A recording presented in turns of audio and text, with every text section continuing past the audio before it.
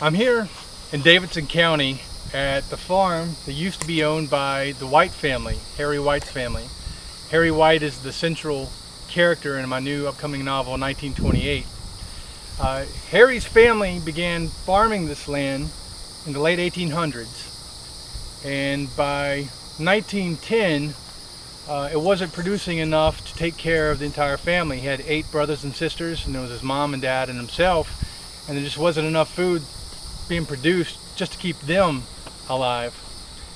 And Harry had a problem because he saw that his neighbor down the road was thriving, but he only had one crop, and that was tobacco.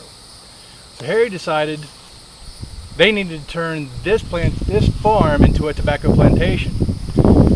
And he got his brothers and sisters together, and they talked about it and said, yeah, this sounds great. Before he could go to his father and talk to him about it, his father died unexpectedly of a heart attack. So Harry went to his mom and said, look, I talked to Dad before he died and told him about this, and he said he thought it was a good idea. And so with her blessing, he ended up turning these fields into a tobacco plantation. And within 2 years, the family records show that they began to turn a profit. 1 year later, his plan really started taking form when they produced their own cigarettes, Castle Haynes cigarettes, which became the #1 brand of cigarettes in North Carolina over the next couple of years after that. 15 years after they turned this farm into a tobacco plantation, this farm helped make Harry White into the most powerful man in the United States.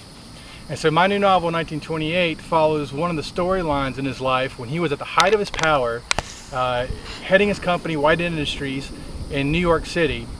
And we get to learn about 2 organized crime families that were trying to kill him. The vice president was trying to indict him, and there was another businessman who was trying to destroy him. And Harry White was just trying to learn how to live his life and deal with his own problems. And that's what you're going to find out in my new novel, 1928.